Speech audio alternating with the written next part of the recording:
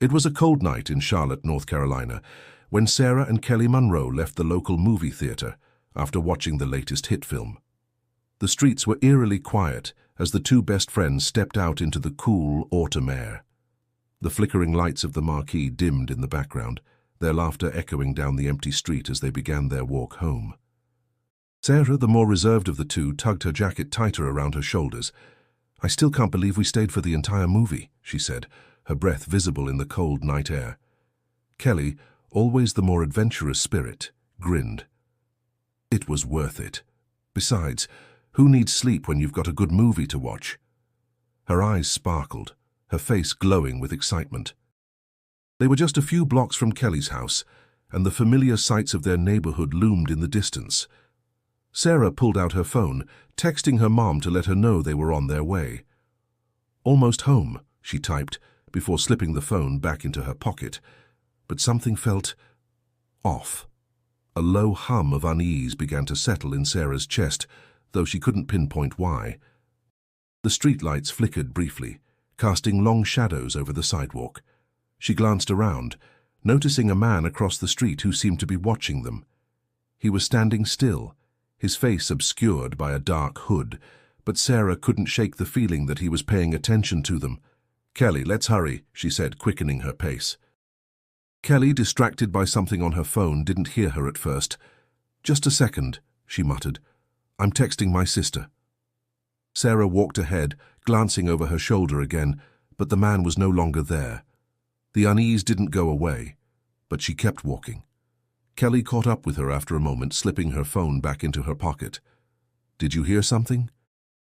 Sarah asked, glancing around again. Kelly looked confused. "No. Why?" "I don't know. I just felt like we're being watched," Sarah admitted, her voice barely above a whisper.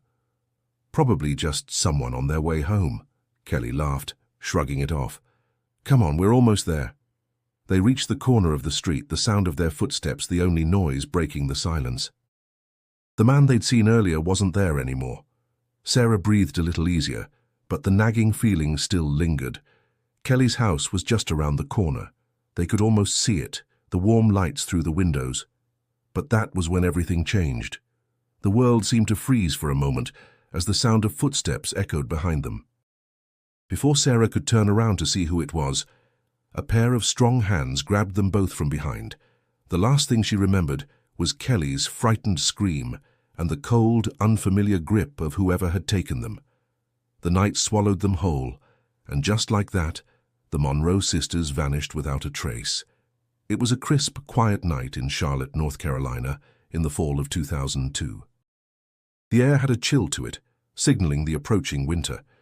Sarah and Kelly Monroe stepped out of the local theater, their breath visible in the cool evening air. They had just finished watching a new release, something light-hearted and full of laughter, but now with the movie over, the night felt heavy. "Can you believe that twist at the end?" Kelly asked, grinning as she adjusted her oversized jacket. The excitement from the movie still buzzed in her voice. Sarah smiled, but it was faint. She tucked her hair behind her ear, pulling her own jacket tighter around her. "Yeah. I didn't see that coming." The streets of their suburban neighborhood were nearly empty, the streetlights casting long shadows on the sidewalk. It was the perfect night for a walk, just the two of them, winding their way home after a night of fun. Kelly, ever the extrovert, bounced along talking about school and plans for the upcoming weekend. Sarah's mind, however, seemed distant, distracted. She kept glancing over her shoulder. The night felt wrong, the quiet a little too deep. "You okay?" Kelly asked, noticing Sarah's distracted behavior. "Yeah," Sarah said quickly, shaking her head. I don't know. Something feels off." Kelly laughed, brushing it off. "You're just being paranoid. It's nothing. We're almost home." But Sarah couldn't shake the feeling. Her heart had started to race, a low, unspoken anxiety settling into her chest. As they rounded the corner, she noticed a man standing on the opposite side of the street near a lamppost. His face was hidden by the shadows, but the figure seemed out of place. Sarah's footsteps faltered for just a moment.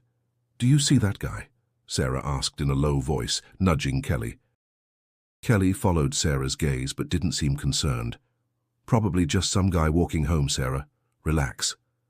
Sarah nodded, but her feet moved faster, her senses heightened. Kelly, still oblivious, kept chatting, her voice bright and carefree. They continued walking, the sounds of their shoes tapping against the pavement echoing in the otherwise silent night. They were only a few blocks away from Kelly's house now. Sarah reached into her pocket and pulled out her phone, texting her mom to let her know they were close. Her fingers moved quickly, the familiar routine comforting her, but her eyes kept darting around, watching the shadows. "Almost home," she typed and hit send, slipping the phone back into her pocket. Kelly's voice broke through her thoughts. "Let's stop at the park just for a sec. I need to stretch my legs." Sarah hesitated. "I don't know, Kel. It's getting late. Come on, I promise we won't be long. Just a quick stop. You know you love the swings." Kelly winked, nudging her with her shoulder. Reluctantly, Sarah agreed. The park was just up ahead, not far from Kelly Street, and she figured a few minutes wouldn't hurt. But as they turned the corner, Sarah noticed the man again. He was walking toward them now, his pace slow, deliberate. The uneasy feeling in her chest tightened. "Kelly?" Sarah started, but before she could say more, Kelly was already sprinting toward the swings, laughing. Reluctantly, Sarah followed, but as she glanced over her shoulder, she saw him. The man. He wasn't far behind now, closing the distance between them. A scream broke the night's stillness. It was Kelly's. Sarah spun around, but before she could react, strong hands grabbed her from behind. Then everything went black. The Monroe family had always been close-knit. Sarah and Kelly, the two girls at the heart of the household, had a way of bringing light to every room they walked into. Their laughter, their jokes, their shared secrets. They were the pulse of the family. But now, with their sudden disappearance, the house felt empty, hollow like a memory that was slowly slipping away. It had been 2 days since the girls vanished, and their mother, Rebecca Monroe, sat by the phone, waiting for any news, any clue that might bring them back. Her eyes were red from lack of sleep, her face pale, but she wouldn't leave the house. She refused to leave the place where her daughters had last been seen, where they had shared stories and dreams just hours before they disappeared. Rebecca's husband, Tom, was trying to hold things together, but his worry was written all over his face. He paced back and forth in the living room, phone in hand, waiting for a call that never came. He wanted to reassure his wife, to give her hope, but there was nothing he could say to make this situation any better. "They'll find them," Tom said, though even he didn't fully believe it. "They're strong, they're smart, they'll come back." Rebecca nodded but didn't respond. Her mind kept playing the same nightmare over and over, the cold, lifeless street where her daughters had vanished, the flash of terror in their eyes as someone grabbed them. She couldn't get the image out of her head, and it haunted her with every passing minute. They sat in silence, both of them staring at the door, waiting for someone to come through it with answers. But no one did. The phone rang, breaking the silence, but it was only another plea from a concerned neighbor asking if there was anything they could do. Another dead end. Across the street, the neighbors gathered in small groups, whispering among themselves. Some hoped for the best, holding out hope that the girls had simply run away. Others, however, feared the worst, that someone had taken them. There were rumors, too, rumors about strange sightings, about men with dark coats seen in the area in the days leading up to the disappearance. But no one knew anything for sure, and it was hard to know what to believe.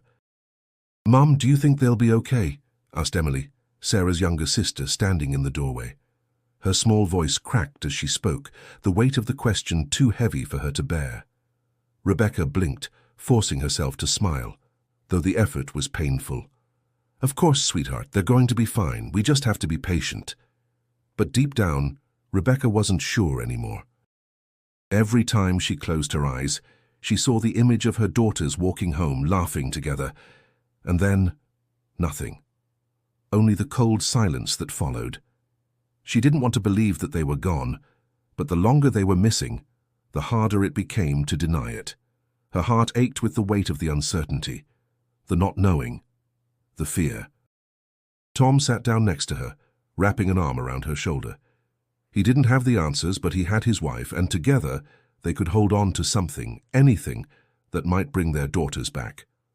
But as the days passed and the search continued with no results, the hopelessness began to settle in. The town, once bustling and full of life, felt like it was holding its breath, waiting for the inevitable news. And Rebecca could only pray that she was wrong. It had been almost a week since Sarah and Kelly disappeared, and the search had slowed to a frustrating standstill. Rebecca sat in the living room, flipping through the police reports again, hoping for something, anything that would lead her to her daughters. The details were scarce, no witnesses, no new clues, just endless dead ends. The police had interviewed the usual suspects, neighbors, friends, anyone who might have seen something, but no one knew anything. The house felt colder now. There was no laughter echoing through the rooms, no excited chatter about school or plans for the weekend, just silence. The kind of silence that filled every corner, every room, every crack in the floor. It was suffocating. Tom entered the room, his eyes heavy with fatigue. "Any news?" he asked quietly, knowing the answer already. Rebecca didn't need to say anything. He could see it in her face, the exhaustion, the hopelessness creeping in. He sat beside her and took her hand in his. "We're doing everything we can," he said, his voice breaking slightly. "The police are working on it. We have to believe they'll find them." Rebecca squeezed his hand but didn't respond. She wanted to believe him. She needed to believe him. But the truth was, the longer they went without any answers, the harder it became to hold on to hope. Just as she was about to speak, the phone rang. The shrill sound cut through the air, and for a moment Rebecca hesitated. Was it more bad news? Another dead end? "Hello?" she answered, her voice tight with anticipation. "Mrs. Monroe, this is Detective Jack Williams. I'm calling about the case." "We've found something." Rebecca's heart skipped a beat. For the first time in days, something in her gut told her this might be the breakthrough they needed. "Go ahead," she said, trying to keep her voice steady, but her hands were trembling. "We've reviewed the surveillance footage from the area near the theater. We found something odd. One of the cameras picked up two figures, your daughters, and a man who seemed to be following them. The detective's voice was calm, professional, but there was a sharp edge to it, as if he was holding back something more significant." "Wait, you have footage?" Tom asked, his voice laced with disbelief. "Yes," the detective replied. "We've been reviewing it, trying to identify the man. We believe he may be involved in their disappearance." Rebecca's breath caught in her throat. A man? They had been followed. "Is it possible you could bring us in to see the footage?" she asked, her voice shaky but hopeful. "I'll have an officer come by in an hour. We'll go over everything then." As soon as the call ended, Rebecca's mind began to race. A man. Someone who had been watching Sarah and Kelly. It was a new lead, something they could work with. The idea that someone was responsible, someone who could be caught, filled her with both fear and a strange sense of relief. She was no longer in the dark. There was a trail, something to follow, but fear still gnawed at her insides. What did the man want? Why had he followed her daughters? "Tom," Rebecca said, turning to him with wide eyes, "they found something. A lead. Someone was following them." Tom's eyes flickered with a mix of hope and disbelief. "Do you think they'll find him?" "I don't know," Rebecca said softly, "but we have to trust them, we have to hope." But in the back of her mind, doubt lingered. Was this man still out there? Watching? Waiting? And if he was, what did he want with her daughters? The next day, Detective Jack Williams arrived at the Monroe house, bringing with him the much-awaited surveillance footage. Rebecca and Tom sat nervously at the kitchen table, their hands clenched in front of them as Jack set up his laptop. Their hearts raced in anticipation. This could be the break they had been praying for. The last week had been filled with endless dead ends, and this new lead offered a flicker of hope. "All right," Jack said as he opened the video. "This is the footage from the cameras near the theater. It's not great quality, but it's enough to see the important parts." He hit play and the grainy video flickered to life. For a few moments, the screen showed the familiar sight of the movie theater, the girls leaving in the distance, laughing, unaware of what was about to happen. Then, a figure appeared behind them, moving with a steady, purposeful gait. The man's face was obscured by the shadows, but his body language was unmistakable. He was following them. "There," Jack pointed, his voice steady. "That's him. He keeps his distance, but it's clear he's following them." Rebecca's stomach twisted as she watched. The image of her daughters, oblivious to the danger behind them, made her heart ache. "Who is he?" she whispered, more to herself than anyone else. "I don't know yet," Jack replied. "We're working on tracing him through the footage and other sources. But this is something." "We're getting closer." For a moment the room was silent. The hum of the laptop was the only sound breaking the tension. Tom stood up, pacing the room, unable to sit still. "This doesn't make sense," he muttered, his voice tight with frustration. "Why didn't they run? Why didn't they fight back?" "They might not have realized what was happening at first," Jack said thoughtfully. "Or they might have been too scared to act. It's not uncommon for victims to freeze in those situations." Rebecca's mind was spinning. She couldn't stop thinking about what could have happened, how this man had stalked her daughters without them even noticing. It was terrifying. The footage seemed to confirm her worst fear: her girls had been targeted. "But this is something," Jack repeated. "This is a lead, and we'll keep pushing to find out who he is." Just as the conversation was about to continue, the doorbell rang. Rebecca's heart jumped in her chest, thinking it might be news of another lead. But when she opened the door, it wasn't the police, it was Heather, Sarah's best friend, standing there looking hesitant and nervous. "Mrs. Monroe? Mr. Monroe, Heather's voice trembled as she stepped into the house. "I need to talk to you. It's about Sarah and Kelly." Rebecca's heart skipped a beat. She hadn't expected this.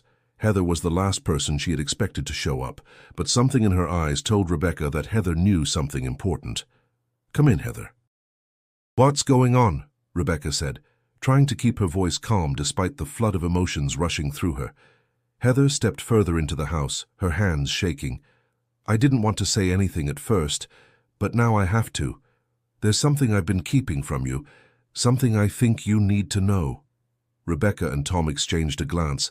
They could feel it in their bones. This was the moment when everything could change. "What is it?" Tom asked, his voice steady but filled with the same anxiety that had gripped their hearts for days. Heather took a deep breath and finally spoke. "I've seen him before." Rebecca froze, her blood running cold. "You've seen who?" "The man who was following them," Heather said quietly. "I've seen him around town a couple of times, and I think he was talking to Sarah. I didn't know who he was at the time, but now, after everything, I think I remember his face." Rebecca's pulse quickened. They had a name, or at least a starting point. A man who had been around them, who had been watching them. It was more than they had before, but it raised more questions than it answered. Jack's eyes narrowed. "Do you remember where you saw him? Can you give us more details?" "I don't know," Heather said, her voice shaking. "It was a while ago. I didn't think anything of it at the time. But now I'm sure it was him." The room went quiet, the weight of Heather's words hanging heavy in the air. They had a new lead, one that could change everything. But it also meant they were no longer dealing with a random disappearance. This was personal, and whoever this man was, he wasn't done yet. The sun had already dipped below the horizon, casting a cold blue light over the neighborhood when Detective Jack Williams returned to the Monroe household. The air was thick with anticipation, and inside the house Rebecca and Tom sat together, their eyes never straying from the front door, waiting for the detective's return. It felt like they were holding their breath, as if every moment without news was another heartbeat wasted. The doorbell rang and Rebecca rushed to answer it, her heart pounding in her chest. Jack stepped inside, a briefcase in hand, his face grim but determined. "Do you have something?" Rebecca's voice trembled slightly, the hope and fear mixing in her words. Jack didn't waste time. "I've been digging into the man Heather described, and we've got a lead." Tom leaned forward, his body rigid. "Who is he? Where is he?" Jack's expression didn't soften. "His name is Roy Jenkins. He's been in and out of trouble with the law before. Nothing too serious, but a pattern of incidents that raise red flags. Most recently, he was questioned in a few cases of harassment, though nothing ever came of it. But it looks like he's been in and around the area for weeks. Rebecca's stomach twisted with dread.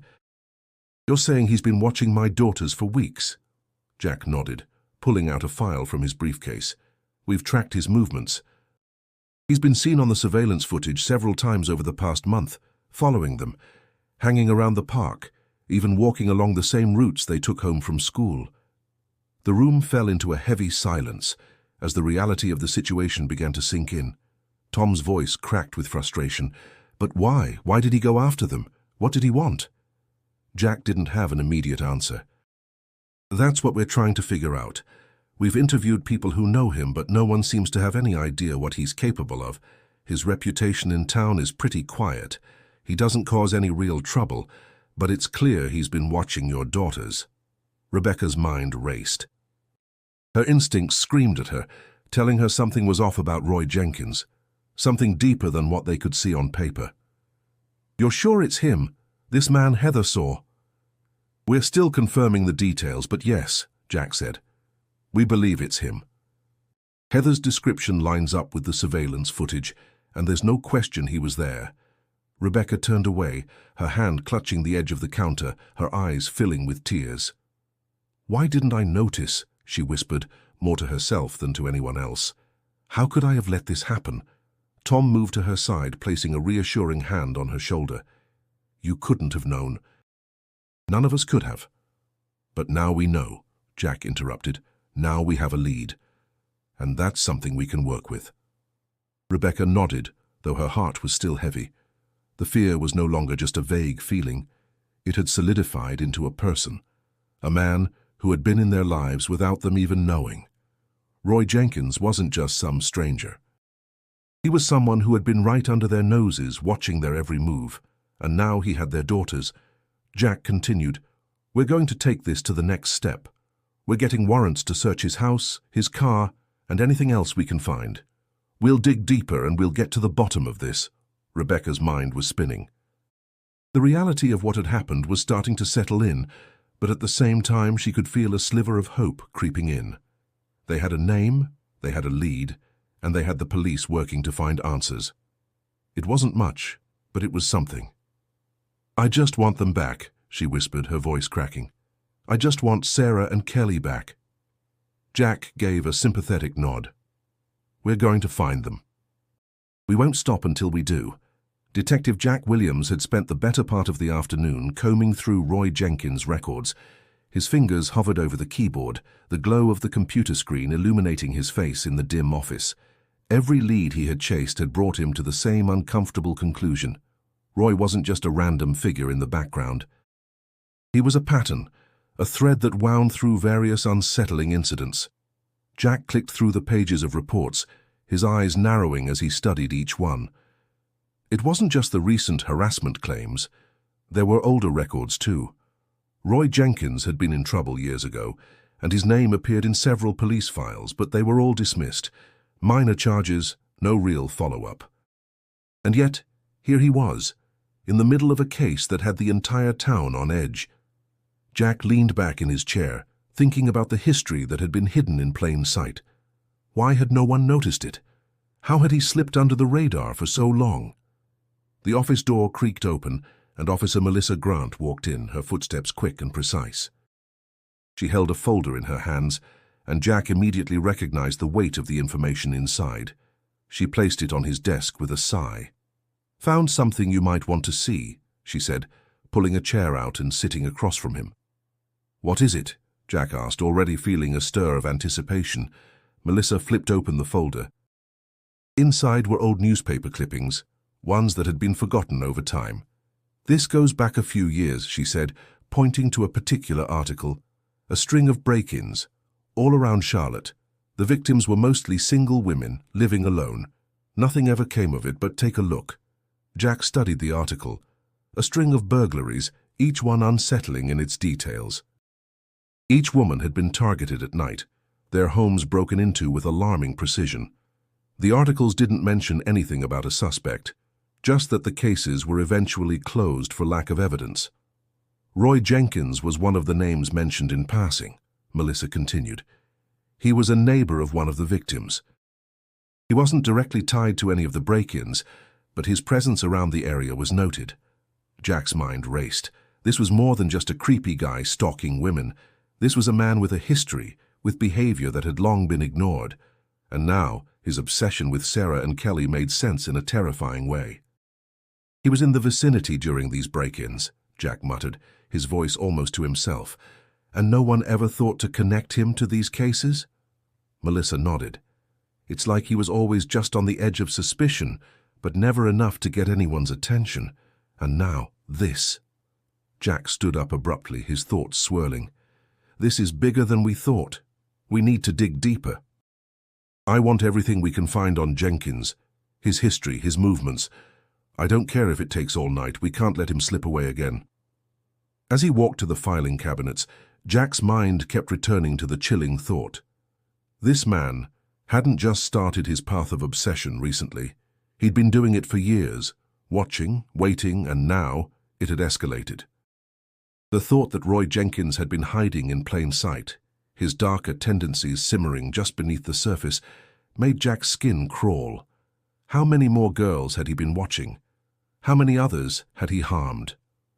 Melissa gathered her things, ready to help him in his search. I'll get on it, we'll find him. Jack nodded, but a growing sense of urgency burned in his chest. They were closing in on something darker than they had originally thought, but it wasn't just about the missing girls anymore. It was about stopping a predator who had lurked in the shadows for far too long. Detective Jack Williams stood just outside the park where Sarah and Kelly Monroe had last been seen. The place felt different in the early morning light, empty, almost eerie. The swings, usually creaking with the laughter of children, now swayed in the wind, making soft groaning sounds as the breeze passed through. The trees surrounding the park were bare, their leaves rustling softly in the cold air, casting long, crooked shadows across the ground. Jack had visited this place countless times before, but today it felt as though the ground held the weight of secrets. His footsteps were the only sound, cutting through the silence like a knife. He glanced at the spot where the girls had last played, where they had stopped, laughing, before their world was torn apart. As the breeze tousled his hair, Jack thought back to the surveillance footage. The shadowy figure of Roy Jenkins had been right here, following them, keeping his distance, but never letting them out of his sight. He had lingered, just enough to let them feel the weight of his presence, without realizing what was truly happening. The same feeling that had unsettled Sarah, the same warning bells that had gone off in her mind. Jack could see it now, the danger lurking just out of sight. He crouched near the swings, his fingers brushing the cold metal, his mind racing through everything he knew about Jenkins. The man's history of stalking, his previous brushes with the law, it was all starting to come together in ways that felt far too close. Jack had seen it before, the careful escalation of a predator, drawing closer, learning more, until finally they acted. But now it was too late for second guesses. The girls were missing, and the more Jack uncovered, the darker it seemed. Jenkins wasn't just some random man passing through their lives. He was a predator, waiting, watching, and now the full scale of his actions was becoming clear. Jack stood up and took a deep breath, his eyes scanning the surroundings once more. The quiet was suffocating, and yet it felt like the calm before a storm. He couldn't afford to waste any more time. Every moment was precious. He needed answers, and he needed them fast. The wind picked up, rustling the bare branches above him. He could feel the tension building. He had a new lead, someone who had seen Jenkins in the area, someone who had witnessed his strange behavior. But Jack needed more. The connection between Jenkins and the girls wasn't clear yet. Why had he picked them? What was his endgame? As Jack was about to leave, his phone buzzed in his pocket, breaking his train of thought. He pulled it out and saw the name flashing on the screen. Detective Melissa Grant. "Jack!" Melissa's voice came through the line, urgent and sharp. "We've got something. It's Jenkins. He's been spotted near an old abandoned house on the edge of town. We think he's been hiding there." Jack's pulse quickened. "How soon can we get there?" 30 minutes at most. I'll have a team ready to go. Good, I'll meet you there. Jack hung up the phone and turned away from the park. He had no time to waste. They were getting closer, but he couldn't afford to let Jenkins slip away again. He headed to his car, the chill of the morning air biting into his skin. As he drove, his thoughts kept returning to the moment when Sarah and Kelly had vanished. They had been so close to home, so close to safety. And yet, here they were, lost in a web spun by a man who had been hiding in plain sight. The road ahead was long, and the answers felt just out of reach. But with every step, Jack was getting closer to bringing them home. The abandoned house sat on the outskirts of town, its broken windows and crumbling facade making it look like something out of a forgotten nightmare. Jack Williams parked his car a few yards down the road, the headlights slicing through the fog that clung to the ground like a heavy blanket. His breath fogged in the cold night air as he stepped out, the crunch of gravel beneath his boots, the only sound in the otherwise oppressive silence. A few moments later, Detective Melissa Grant pulled up alongside him, her car's tires squealing on the damp road. She stepped out quickly, her face grim but her eyes sharp and alert. "This is it," Melissa said, glancing up at the house. "It's been abandoned for years, but we've got a solid tip that Jenkins is hiding here. The neighbors reported seeing him last night, moving around inside." Jack nodded, pulling his flashlight from his belt. "We need to be careful. If Jenkins is in there, he won't go down without a fight." The two detectives approached the house cautiously, their flashlights cutting through the dark. The air felt thick with tension, every step taken in silence as they neared the broken door. Jack motioned for Melissa to cover the right side while he took the left. The door creaked loudly as Jack pushed it open, the smell of mildew and decay instantly hitting his nose. Inside, the air was thick with dust, and the floorboards creaked under their weight as they moved further into the house. The darkness was suffocating, and every corner seemed to hold a secret. The walls were peeling and the rooms were cluttered with broken furniture, discarded clothes, and empty beer cans, signs of someone who had been living here in isolation. "Watch your step," Jack whispered, his voice barely audible. "This place is a mess." They moved through the house slowly, checking every room. The more they explored, the more unsettling the place became.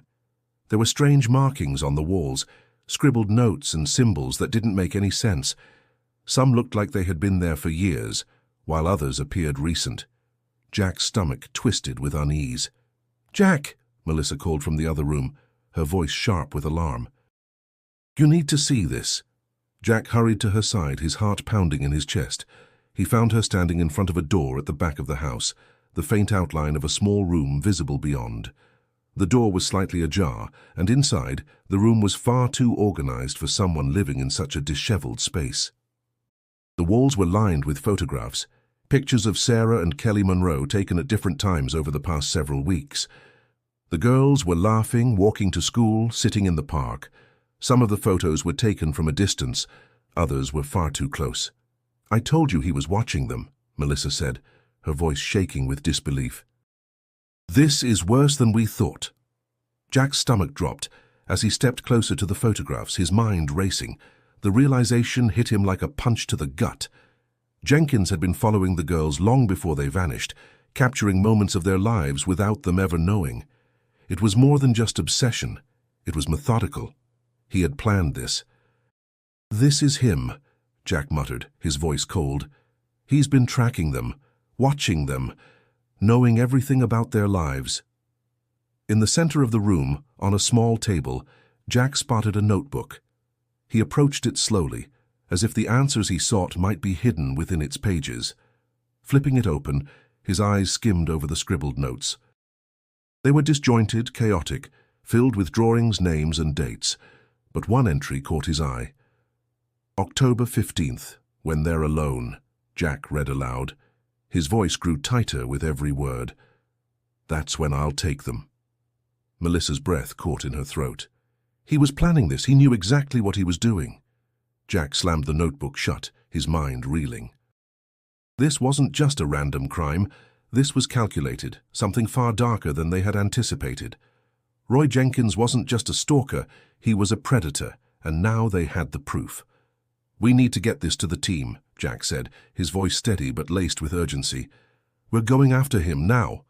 They turned quickly, heading toward the door, but Jack's mind was already racing ahead. He could feel the weight of the moment pressing down on him. They had found the key to the mystery, but now they had to move fast. The clock was ticking. The tension in the air was thick as Detective Jack Williams and Officer Melissa Grant raced through the streets toward Roy Jenkins' house. Their hearts pounded, and the urgency in their footsteps matched the rhythm of the sirens blaring in the background. They had discovered Jenkins' dark obsession, and now they were moments away from confronting him. There could be no more mistakes, no more waiting. The clock was ticking and every second counted. Jack's hands tightened on the wheel, his mind reeling with the images from the abandoned house. The photographs of Sarah and Kelly, their smiles frozen in time, had seared themselves into his memory. Jenkins had watched them for weeks, maybe even longer. He had been planning this for so long, and now Jack was racing against time to prevent whatever dark plan Jenkins had set in motion from reaching its horrifying conclusion. "Do we have backup?" Jack asked, his voice sharp. "We'll have units stationed nearby," Melissa replied, "but we're the first ones there. We have to move fast." The streets were eerily quiet as they pulled up in front of Jenkins' house. The small run-down home stood like a dark silhouette against the late evening sky. Jack glanced over at Melissa, who gave him a curt nod, and together they moved toward the door. The house was still, too still. Jack's instinct screamed that something was off. Every muscle in his body was tense as he approached the door, his hand on the gun at his side. He signaled for Melissa to cover the right side of the house, while he took the left. They moved like shadows, alert and ready for anything. When they reached the back door, Jack tried the handle. It turned with an unsettling ease. They entered quietly, the floorboards creaking underfoot. The smell of stale air and something darker, more pungent, hit them immediately. It was as if the house itself had been untouched, frozen in time, waiting for someone to come in and uncover its secrets. "Jenkins," Jack called out, his voice firm, demanding, "We know you're here. Come out now." There was no response. The silence stretched on, thick and suffocating, until Jack motioned for Melissa to check the other rooms. The house seemed to hold its breath, the air thick with dread. Jack's heart raced, the seconds dragging as they moved deeper into the dark house. He couldn't shake the feeling that they were walking into a trap, that Jenkins was just waiting for them to make a mistake. They found the door to the basement. The handle was cold in Jack's hand as he turned it, and the stairs leading down into the darkness loomed before them like a warning. The faintest sound reached their ears, scratching, a low, unsettling noise that sent a chill down their spines. Jack's breath caught in his throat. He motioned for Melissa to stay behind him as he descended the stairs. The air grew colder the further down they went, and the sound of scratching grew louder, more frantic, as if someone or something was desperately trying to break free from whatever cage they were in. They reached the bottom, and there he was. Roy Jenkins was crouched in the corner, his eyes wide and wild with panic, his fingers clawing at the floor. His clothes were torn, his hair matted, but there was no mistaking the man who had been stalking Sarah and Kelly for weeks. The madness in his eyes sent a wave of nausea through Jack.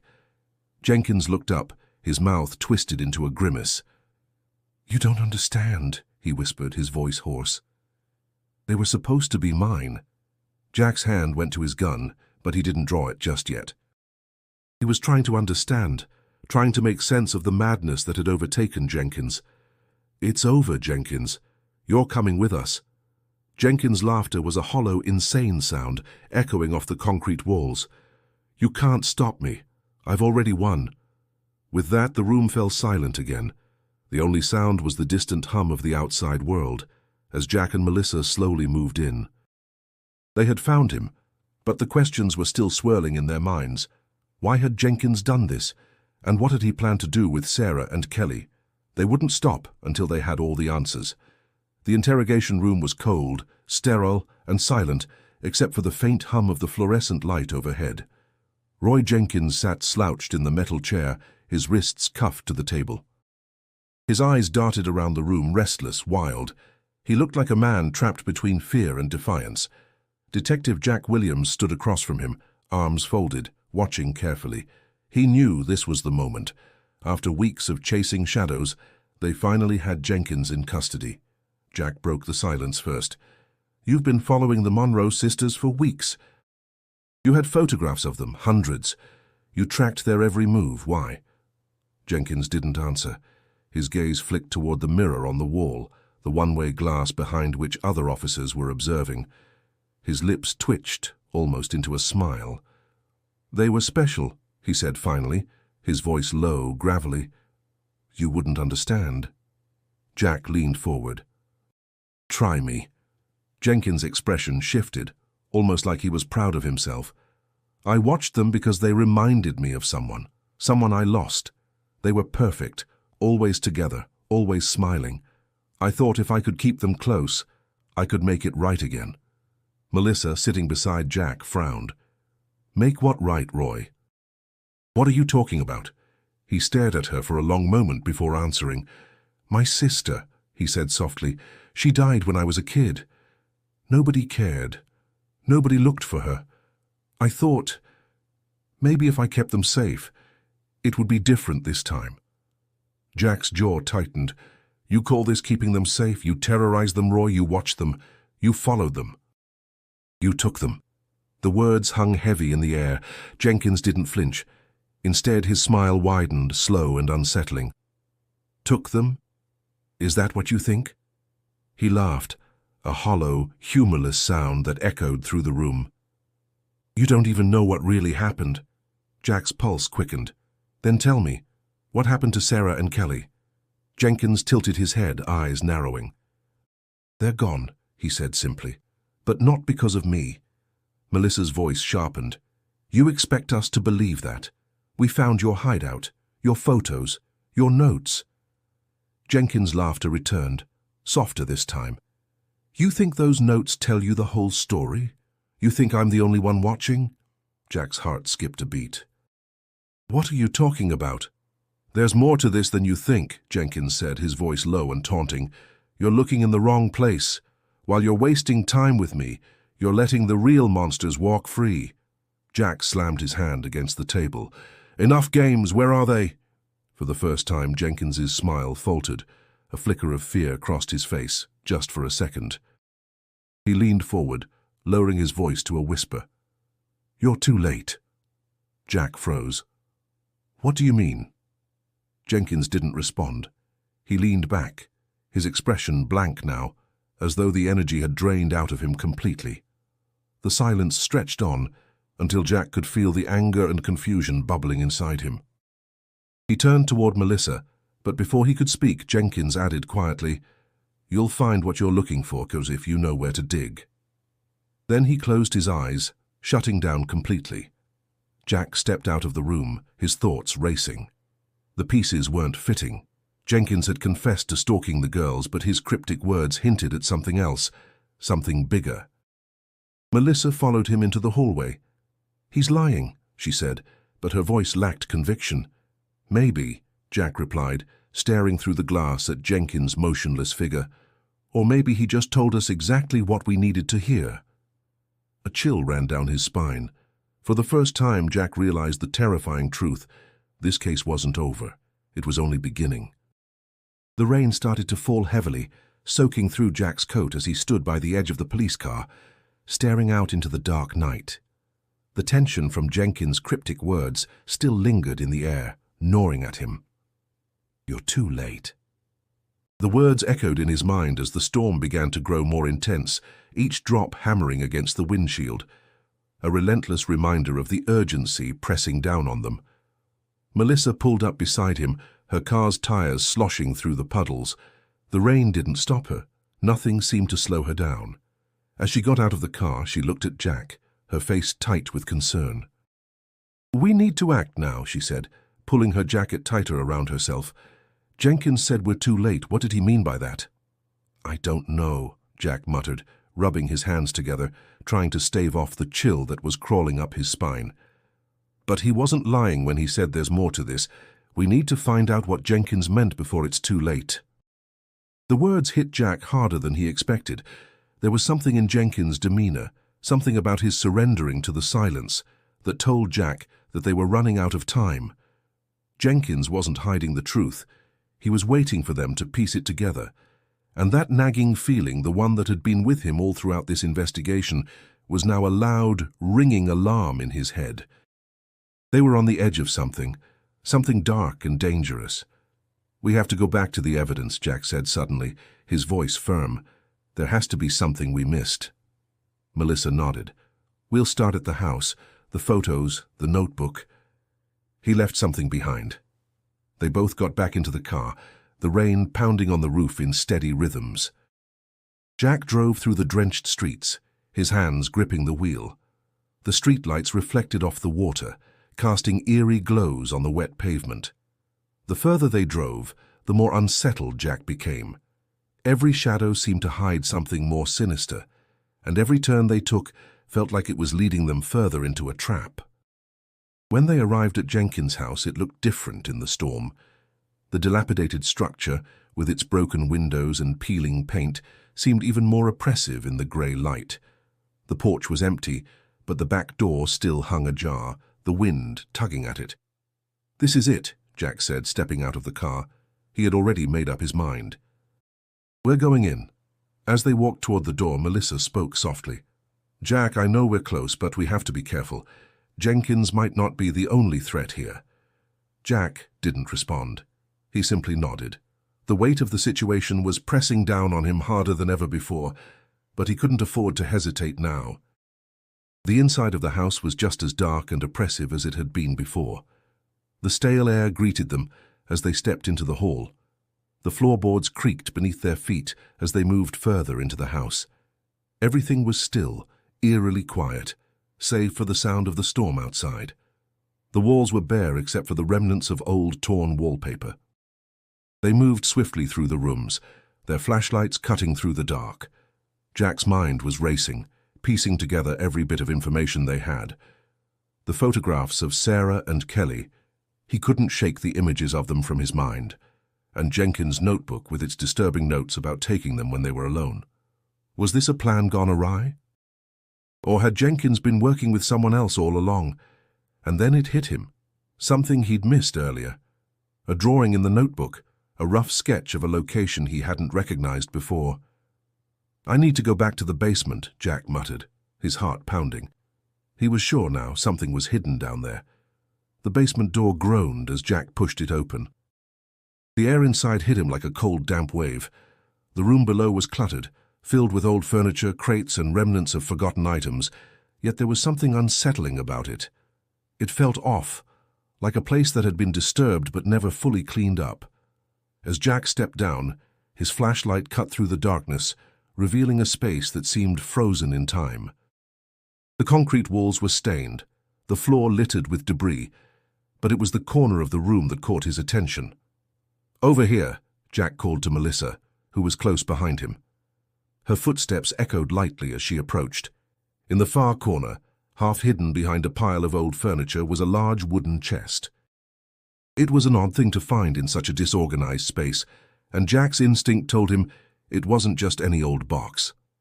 He moved toward it, his breath coming faster, knowing that this was it, the piece they needed, the answer to what Jenkins had been hiding.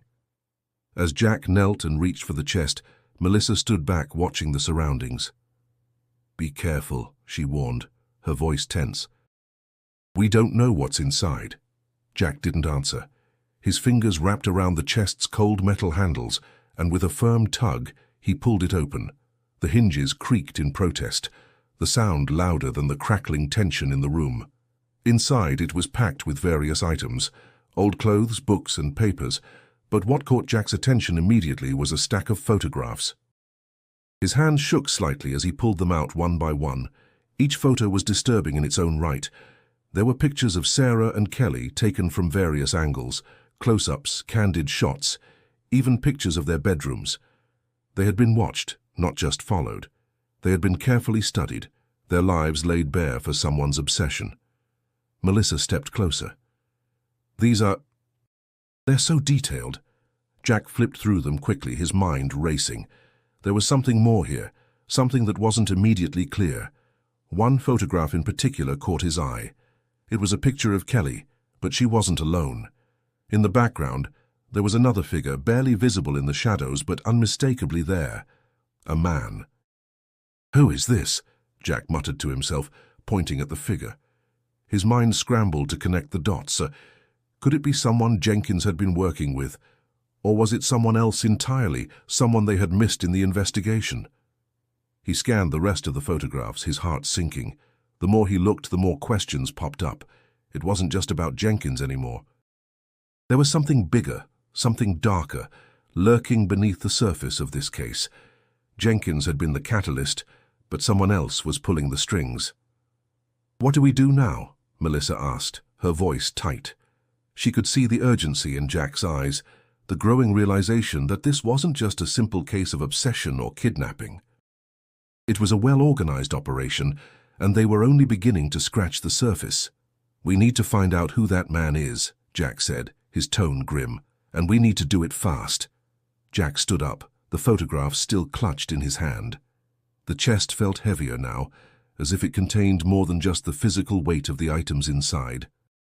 It held the weight of their next steps, the path that lay ahead.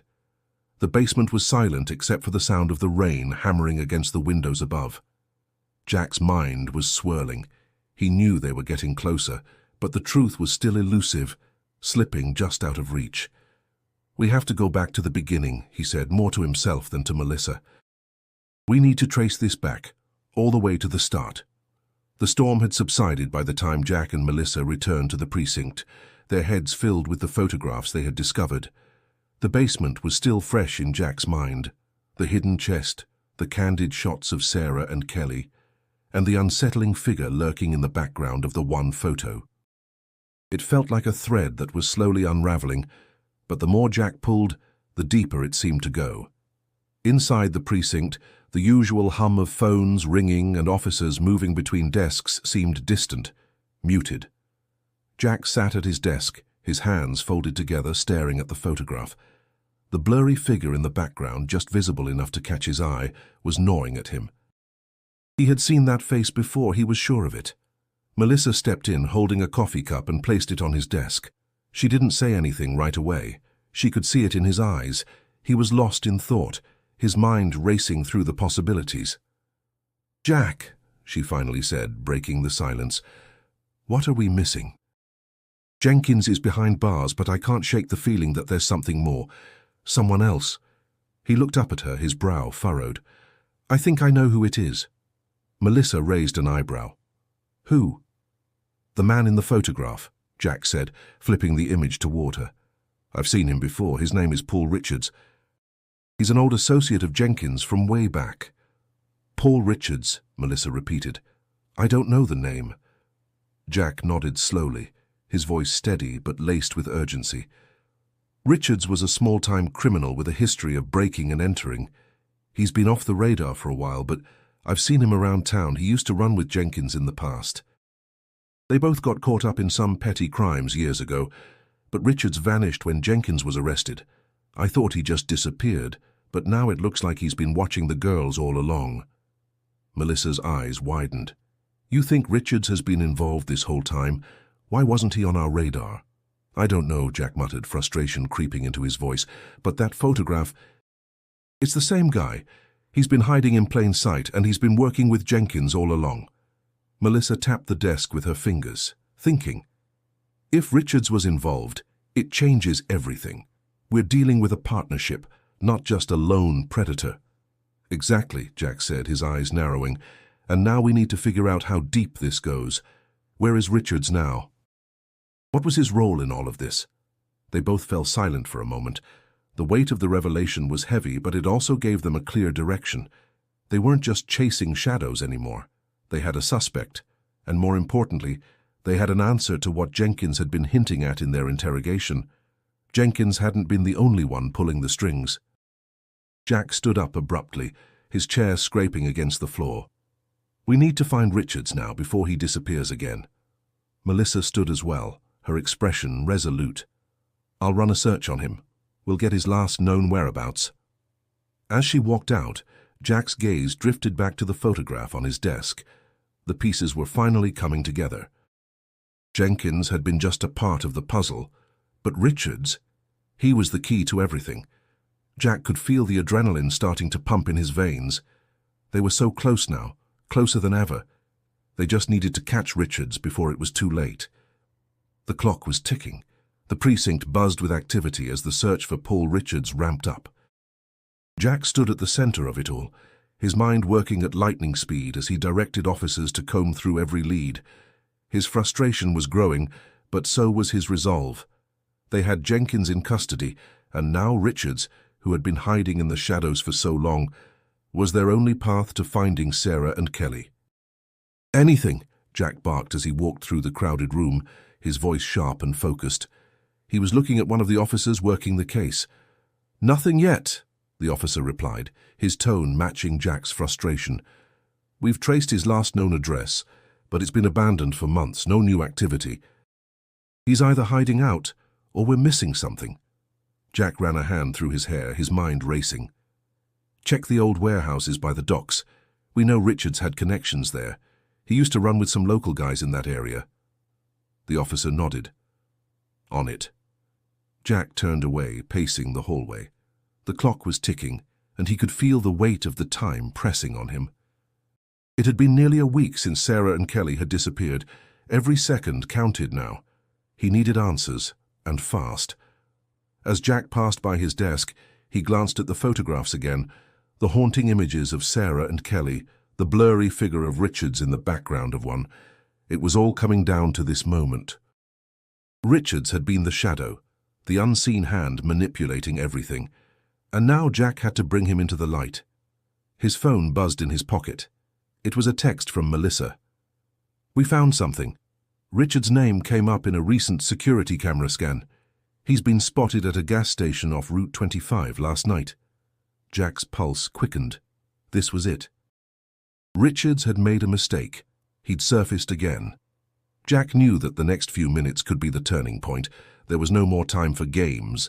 He quickly replied, "I'm on my way. Get the team together." Less than 5 minutes later, Jack was speeding down the highway, his siren blaring, Melissa's car trailing close behind. The rain had started again, a relentless downpour that turned the road into a slick, dangerous mess. But Jack's focus was unwavering. He wasn't going to let Richards slip away again, not after everything they had uncovered. As they neared the gas station, Jack's eyes scanned the area. It was a small, run-down place lit dimly by the glow of streetlights. There were no other cars in sight.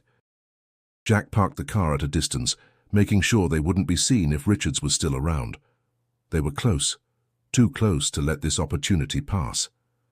"Stay sharp," Jack whispered, his voice low and tense as he stepped out of the car. The rain stung his face, but he barely felt it. His heart was racing, his senses heightened. They crept toward the gas station, moving quietly through the darkness. Jack's hand hovered over his gun, ready for anything. He could feel the adrenaline coursing through him, the anticipation building with every step. They were about to confront the man who had been hiding in plain sight for so long. Melissa gestured toward the back of the gas station. There was a dimly lit alley behind it, a perfect place for someone to lay low. Jack nodded, and they silently moved in that direction. But as they rounded the corner, they stopped in their tracks. There, standing by the dumpsters, was Paul Richards. He turned when he heard their footsteps, a twisted smile crossing his face. His eyes were wild, almost manic. He wasn't surprised to see them. He'd been waiting for this moment. "I knew you'd come," Richards said, his voice cold and almost mocking. "But you're too late."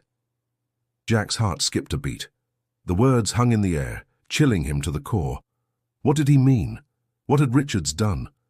"Where are they, Richards?" Jack demanded, his voice a low growl. "Where are Sarah and Kelly?" Richards chuckled softly, stepping back into the shadows. "You're not going to like what you find next," he said ominously, his grin widening. And with that, he turned and disappeared into the night, leaving Jack and Melissa in the rain-soaked darkness. Jack's breath caught in his throat as he stared at the dark alley where Paul Richards had disappeared. The sound of the rain hitting the pavement seemed louder now, as if the world around him was holding its breath. Melissa was close by, her expression tense and determined, but Jack could feel the weight of the moment pressing down on him. Richards had said they were too late, but what did that mean? Where the hell did he go? Melissa whispered, her hand resting on her gun as she scanned the shadows. Jack clenched his jaw. He's not just running, he wants us to follow. He's taunting us. They stepped further into the alley, their footsteps muted against the wet ground. Jack's mind raced. Was Richards leading them to something, to the girls, or was it another dead end, another cruel game? A sudden noise caught their attention, faint but distinct, like something scraping against metal. Jack's instincts kicked in. He motioned for Melissa to stay low, signaling for her to take the left side of the alley as he moved toward the noise. The damp air clung to his skin as he crept forward, every nerve on edge. And then, there it was. A small door at the end of the alley, slightly ajar. Jack's heart hammered in his chest as he approached it, his flashlight flicking across the metal frame. The same uneasy feeling from earlier came rushing back. This wasn't just a random spot. Richards had brought them here for a reason. He pushed the door open cautiously. It creaked on its hinges, the sound echoing into the dark space beyond. Jack stepped inside, his senses heightened, his breath steadying as he waited for any movement. The room was eerily quiet, save for the steady drip of water from a broken pipe above. The walls were covered in old graffiti, layers of time peeling away like the secrets they held. As Jack moved further in, his flashlight revealed what lay ahead, a set of stairs descending into darkness. "Jack," Melissa's voice broke through the stillness, her tone sharp. "Do you hear that?" Jack stopped, his eyes darting to where she was pointing. Through the silence, he could hear it too, muffled voices, faint but distinct. His pulse quickened as he motioned for Melissa to stay behind. They had to be close. He descended the stairs slowly, every step deliberate. The sound of the voices grew louder, and soon Jack could make out the words, "Please, we just want to go home." The voice was unmistakably Sarah's. His heart stopped for a moment. Without thinking, Jack broke into a run, his flashlight darting ahead of him. As he reached the bottom of the stairs, he turned the corner and saw them. Sarah and Kelly tied to chairs in the middle of a dimly lit room, their faces pale and bruised, but alive. Richard stood over them, a wicked grin on his face as he heard Jack's approach. "Told you? You were too late," he said, his voice dripping with satisfaction. "You'll never get them back." "Let them go, Richards," Jack demanded, his voice steady despite the surge of anger bubbling inside him. "This ends now." Richards raised his hands in mock surrender. "It's already over, Jack. You should have stayed away." Before Jack could react, Richards bolted toward the back of the room, disappearing into the shadows. But Jack didn't wait. He rushed forward, cutting through the room to get to Sarah and Kelly.